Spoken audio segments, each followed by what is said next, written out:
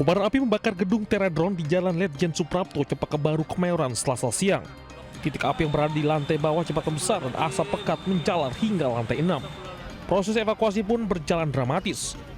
Para karyawan harus bergantian menuruni anak tangga setinggi 15 meter di dinding luar gedung.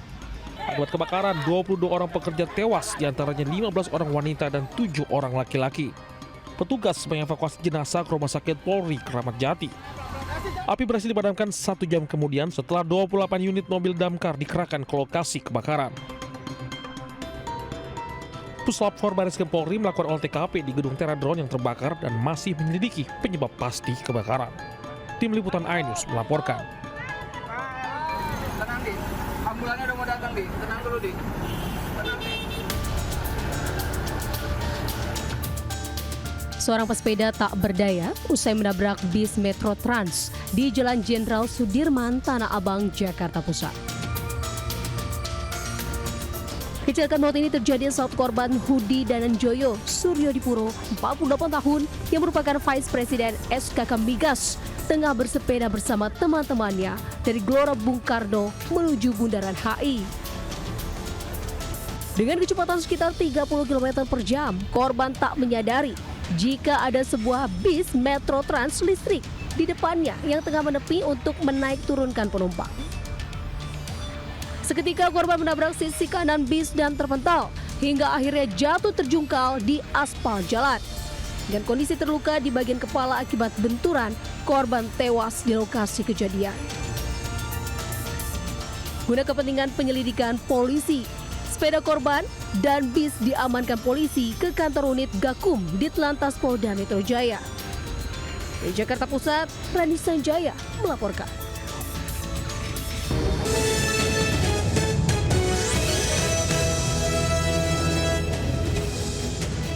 Assalamualaikum warahmatullahi wabarakatuh. Selamat siang pemirsa. Selain berita tadi, sejumlah informasi menarik lainnya akan mengisi Lintas iNews Siang hari ini. Bersama saya, Kevin Pakan. Inilah Lintas iNews Siang selengkapnya.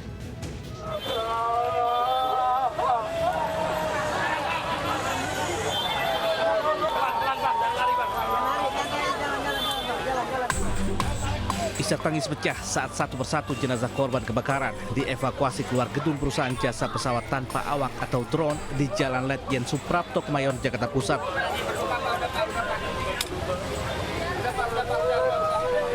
Banyak dari karyawan hingga kerabat korban tak kuasa melihat jasad rekannya dievakuasi keluar gedung. Bahkan, banyak dari mereka yang harus dibawa menjauh dari lokasi kebakaran agar mereka tak histeris. Duka mendalam juga dirasakan keluarga korban yang mendatangi Rumah Sakit Polri. Salah satu korban, Novia, berasal dari Lampung yang dalam kondisi hamil 8 bulan. Korban tewas setelah terjebak di lantai 5. Saya dapat kabar itu tadi kebakaran di lantai 5, yaitu kabarnya udah nggak ketolong. Itu korbannya yang ibu hamil. Mungkin dari asapnya ya, oksigennya itu kan yang bikin ya itulah nggak ketolong ya. Saudara abang kerja di situ, Bang? Istrinya kerja di situ. Dari hasil pemeriksaan awal, kebakaran diduga dipicu dari baterai drone yang sedang diisi daya. Aparat Satuan Reserse Kriminal Polres Metro Jakarta Pusat telah memeriksa 6 orang saksi termasuk HRD. Penyidik juga akan memeriksa pemilik dan penanggung jawab gedung. Tim Liputan iNews melaporkan. Pemirsa, pemilik wedding organizer Ayu Puspita dan seorang pegawainya ditahan setelah ditetapkan sebagai tersangka penipuan dan penggelapan dana. Sementara itu hukuman bagi artis Nikita Mirzani resmi diperberat menjadi 6 tahun penjara dalam kasus tindak pidana pencucian uang.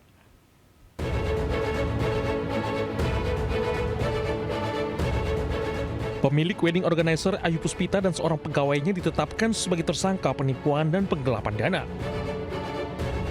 Kedua tersangka memiliki peran berbeda. Ayu sebagai pemilik dan penanggung jawab, sementara D selaku marketing dan koordinator dekorasi pernikahan. Keduanya telah ditahan di Mapolres Jakarta Utara. Sementara ada 3 orang lainnya yang telah diamankan dan masih dalam pemeriksaan.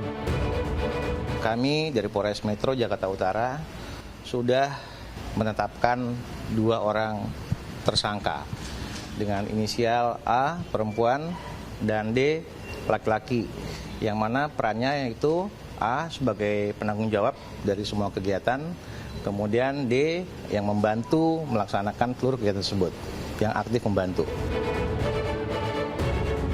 Kasus ini bermula dari bisnis wedding organizer Ayu Puspita yang menawarkan jasa pesta pernikahan all-in, mangkir, bahkan menggagalkan pesta pernikahan kliennya. Seperti catering tak tersedia padahal pesta sudah digelar. Pemilik wedding organizer Ayu Puspita telah melakukan aksi penipuan sejak 2024 dan aksi penipuan Ayu berlanjut sepanjang tahun ini. Kemungkinan masih ada korban lainnya dalam kasus penipuan wedding organizer ini. Tim Liputan iNews melaporkan.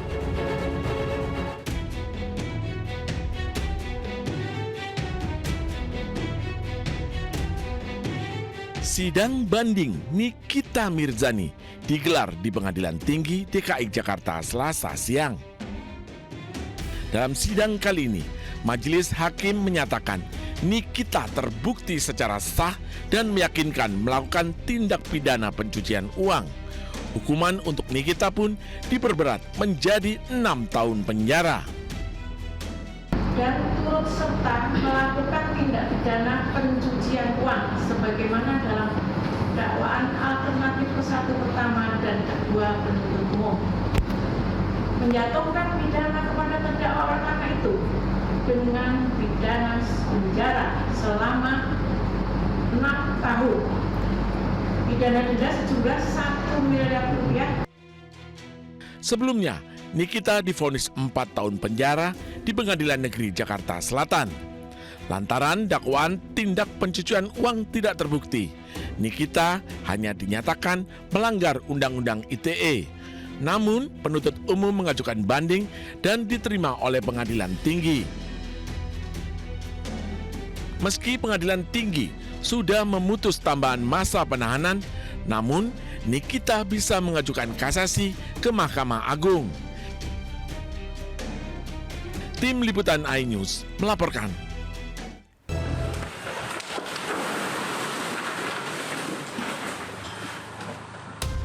Kamera warga merekam detik-detik tanah longsor disertai pohon tumbang yang nyaris menimpa rumah warga di Jorong Patapayan, Kecamatan Palupuah, Kabupaten Agam, Sumatera Barat.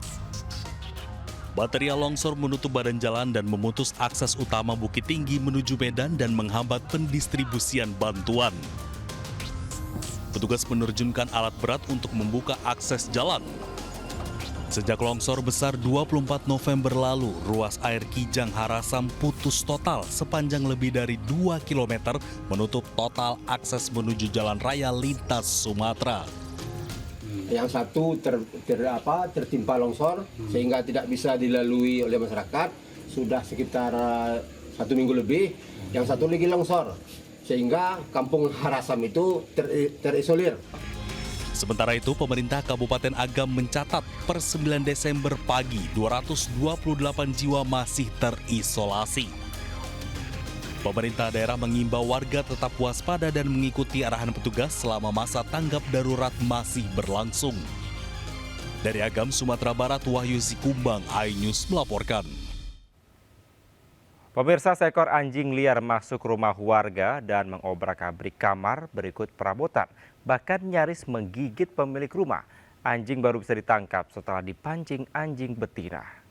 Ini tim rescue lagi persiapan untuk mengevakuasi anjing. Untuk anjingnya berada. Sebuah rumah warga di Kompleks Perumahan DPL Kelurahan Kaliwates, Kecamatan Kaliwates, Jember, diobrak-abrik anjing liar yang masuk saat pintu rumah terbuka. Bahkan anjing tersebut hendak menggigit tuan rumah karena takut pemilik rumah kemudian lari dan meminta tolong kepada warga. Tak berselang lama, petugas Damkar Jember turun ke lokasi bersinergi dengan komunitas pecinta anjing Jember untuk mengevakuasi anjing liar tersebut.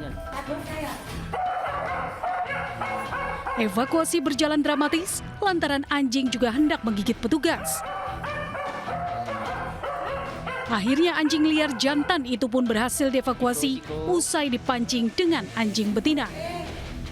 Gonggongan anjing betina ternyata meluluhkan anjing liar tersebut sehingga berhasil dimasukkan ke kandang besi ukuran kecil. Usai dievakuasi, anjing liar tersebut dibawa ke tempat penangkaran anjing milik komunitas anjing yang dipelihara. Dari Jember, Jawa Timur, Bambang Sugiarto melaporkan.